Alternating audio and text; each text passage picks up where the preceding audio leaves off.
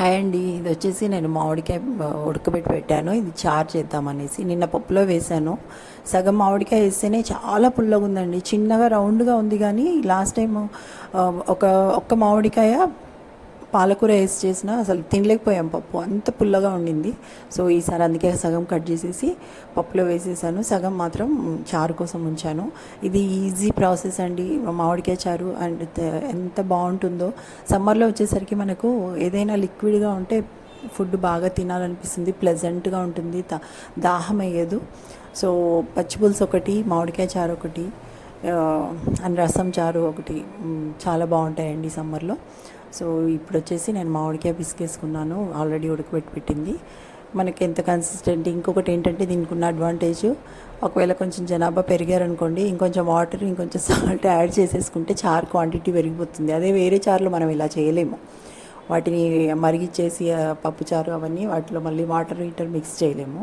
ఈ పచ్చి పులుసు ఇది వచ్చేసరికి మనం క్వాంటిటీ ఇంక్రీజ్ చేసుకోవచ్చు. కొంచెం ఉప్పు, కొంచెం కావాల్సిన బెల్లం అది యాడ్ చేస్తే చాలు, ఎంత కావాలనుకుంటే అంత క్వాంటిటీ పెరిగిపోతుందండి. కొంచెం మేబీ అయితే ఆ పులుపులో కొంచెం తేడా రావచ్చు కానీ బట్ టేస్ట్లో ఏం పెద్దగా తేడా ఉండదు. చాలామందికి అడ్జస్ట్ అయిపోతుంది. ఇదిగోండి ఇలా వచ్చేసి కొంచెం మామిడికాయ పిసికిన తర్వాత దానిలో సాల్ట్ వేసాను, కొంచెం బెల్లం వేసాను.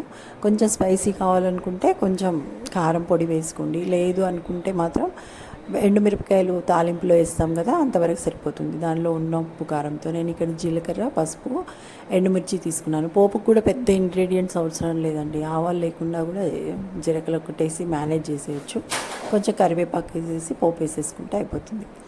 అసలు ఈరోజు అయితే కరివేపాకు మా చెట్టుకు తెంపానండి. ఎంత బాగుందో అసలు, చాలా పెద్ద పెద్దగా లీవ్స్. అసలైతే సమ్మరు కానీ పక్కన మల్లె చెట్టు ఉంది. మల్లె చెట్టును కొంచెం పోయడానికి నీళ్ళు పోస్తుంటే ఇది కూడా తీసేసుకొని చాలా ఫ్రెష్గా చాలా పెద్దగా గ్రో అయింది.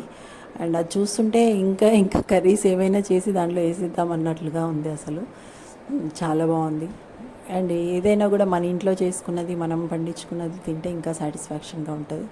సింపుల్ మెథడ్ అండి. ఇలాంటి చిన్న చిన్న వంటలు చేస్తే మనం చేసేటప్పుడు సింపుల్గానే ఉంటాయి, బట్ తినేటప్పుడు మాత్రము ఈ సమ్మర్కి చాలా హెల్తీ ఫుడ్, మనకు బాడీకి కావాల్సిన న్యూట్రియంట్స్ అండ్ మైక్రో న్యూట్రియంట్స్ వస్తాయి. ఆ పులుపు, వాటర్ ఇవన్నీ కూడా బాగా అవసరం సమ్మర్లో. అండ్ ఇలా పచ్చి ఉల్లిపాయలు దంచేసి కట్ చేసి స్మాల్ సైజ్ కట్ చేసేసి వేసుకుంటే అది ఇంకా చలవ చేస్తుంది, ప్లస్ ఆ టేస్ట్ని ఎన్హాన్స్ చేస్తుందండి. కాకపోతే ఈ ప్రాసెస్ మనము అప్పటికప్పుడు కాకుండా కొద్దిగా కనీసం 1 hour ముందు చేసుకుంటే మాత్రం అదర్స్ టేస్ట్.